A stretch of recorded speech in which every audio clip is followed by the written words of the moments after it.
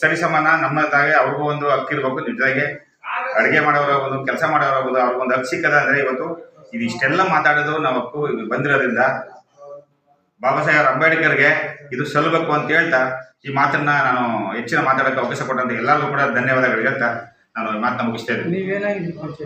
ನಾನು ಗ್ರಾಮ ಪಂಚಾಯತಿ ಅಧ್ಯಕ್ಷರಾಗಿದ್ದೀನಿ,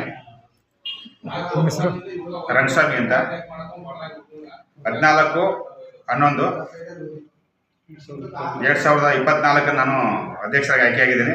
2 ತಿಂಗಳಾಗಿದೆ.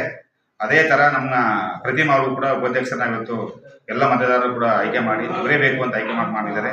ಅದು ಒಂದೇ ವರ್ಗ 2 ಕೊಟ್ಟಿದ್ದರಿಂದ ಎಲ್ಲ ಮತದಾರರು ಮತ್ತೊಂದು ಸರಿ ನಾನು ಧನ್ಯವಾದಗಳು ಹೇಳ್ತಾ ಈ ವರ್ಣಕ್ಷೇತ್ರ ಅಭಿವೃದ್ಧಿಯಾಗಿ ಮಾದರಿ ಗ್ರಾಮ ಆಗಿ ಮಾಡ್ತಾರೆ. ನಮ್ಮ ಮುಖ್ಯಮಂತ್ರಿ ಸಾಹೇಬರಿಗೆ ಮತ್ತೊಂದು ಸರಿ ನಾನು ಒತ್ತಿ ಹೇಳ್ತೀನಿ, ಅವ್ರು 5 ವರ್ಷ ಪೂರ್ಣ ಮಾಡಬೇಕು ಅಂತ ಹೇಳ್ತಾ ನಾನು ಈ ಮಾತನ್ನ ಮುಗಿಸ್ತಾ ಇದ್ದೀನಿ.